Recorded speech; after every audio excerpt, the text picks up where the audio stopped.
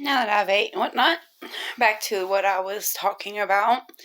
The reason that I believe that my mother knew was because she would say things to us, because she had 3 girls, and she would say things to us like, don't get undressed around your dad. We were playing dress up one time. We put on a fashion show for our father. God, my hair looks terrible. Not the point. Anyways, we were putting on a fashion show for my father. And she told us that we couldn't do that. We were not getting undressed in front of him. We'd go into the other room and we would change our clothes. And then we'd go in there and we'd kind of like parade around, like, just little girls, playing dress up basically. And she would tell us we're not allowed to do that. And she never wanted him in the bathroom with me, which is where what happened. And I remember one time, okay, I had gotten sick. I was throwing up. And my sister came in the bathroom after I had threw up. And it was that nasty tasting yellow throw up vial or whatever they call it. I'm not an expert, but that's not the point. Anywho, and she went out and she yelled at my dad and told him, you need to come in there and look at, what Rhonda just threw up.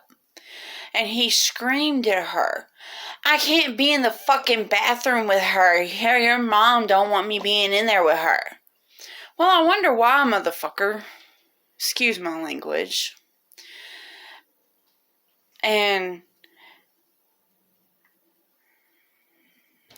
I had to wait till my mom got home to see what, the vial whatever was. And she looked and, I was just sick. Nothing major. So, sorry, it's kind of hard, guys. I remember my dream clearly. I remember being in the bathroom and my dad's sitting on the toilet and he grabs my hand like this and he pulls me over to him and makes me do something that I didn't want to do, obviously. I was crying and I was upset, and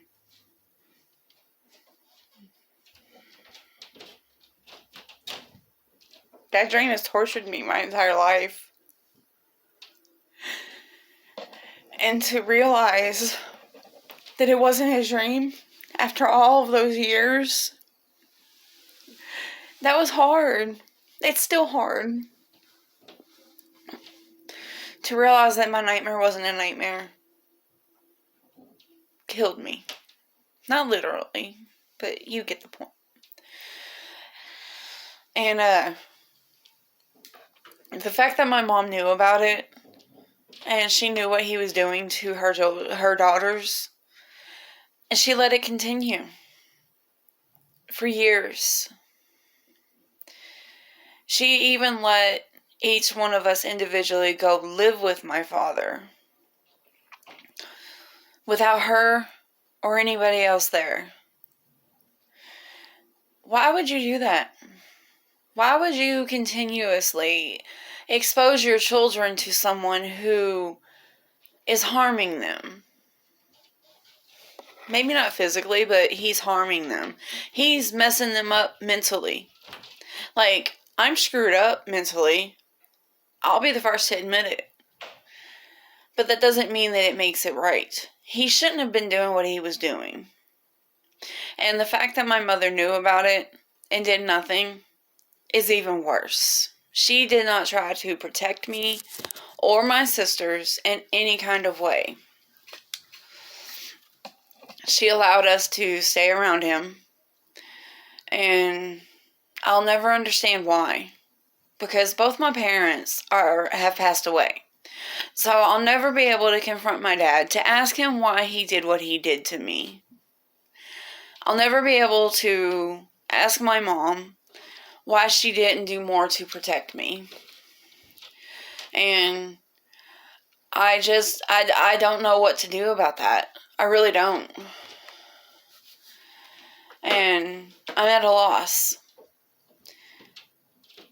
How can you confront something that has tortured you for all those years? I was 30-something years old before I realized that my dream was never a dream, that it was a reality. I was 30-something years old. And